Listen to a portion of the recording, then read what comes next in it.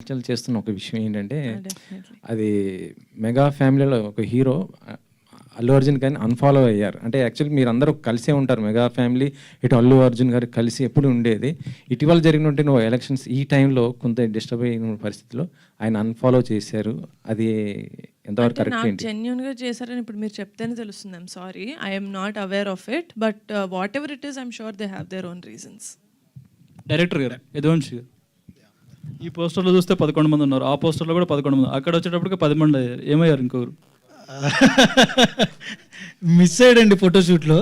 ఫోటోషూట్లో miss అయ్యారా, సినిమాలో miss అయ్యారా? ఎవరో లేనట్టు, ఒక్కరు కాదండి, ఇద్దరు లేనట్టున్నారు. 10 మంది ఉన్నారు అక్కడ. 10 మంది ఉన్నారండి. లెక్క పెట్టి అడుగుతున్నా. ఆ, అంటే సినిమాలో ఇప్పుడు పాస్ మధ్యలో ఇదవుతుంటారు కదా, అలా ఏమన్నా అయ్యారా ఏంటని? అయ్యేం లేదండి. అది సినిమాలో ఒక మంచి విషయం. మీరు ఒక టీజర్లో లాస్ట్ పోస్టర్ చూసినప్పుడు ఈ 10 మంది ఒక చోటుకు వెళ్తూ ఉంటారు. అక్కడ కూడా నేహారిక గారు, first of all very congratulations. Thank you. అంటే ఇక్కడ ఇది కమిటీ కుర్రాళ్ళు అంటే ఫస్ట్ పేరు విన్నప్పుడు ఏమనుకున్నాం, కానీ టీజర్ చూసిన తర్వాత దీంట్లో అంతకు మించి అనిపించే కంటెంట్ ఉందని అర్థమైంది. అయితే యాక్చువల్గా ఇదంతా కూడా ఒక గోదావరి స్లాంగ్లో జరుగుతున్న ఒక కథ అని మాకు అర్థమవుతుంది. అయితే రీసెంట్గా పవన్ కళ్యాణ్ గారు పిఠాపురం నుంచి పోటీ చేసినప్పుడు ఆయన చెప్పారు, ఇండస్ట్రీ మొత్తం ఇక్కడికి వస్తుంది, మొత్తం ఇక్కడి నుంచి జరుగుద్దని చెప్పి.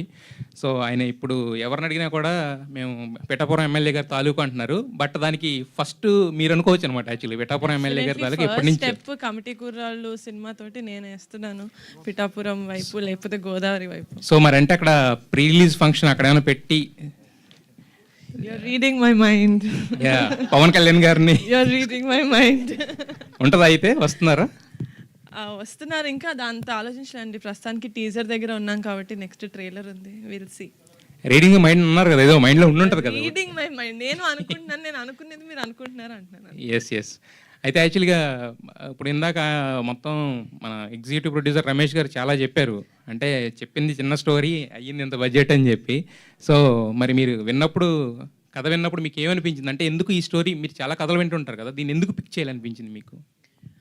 అంటే డెఫినెట్గా నేను ఫస్ట్ టైం విన్నప్పుడు నేను ఆంధ్రాలో పుట్టలేదు, నేను హైదరాబాద్లో పుట్టాను. నాకు ఆ భాష అంటే నాకు ప్యూర్ తెలంగాణ ఎలాగైతే అర్థం కాదో అలా ప్యూర్ గోదావరి యాస కూడా నాకు అంతగా అర్థం కాదు, అంటే అంత ఫ్లూయెంట్గా నేను పట్టుకోలేను.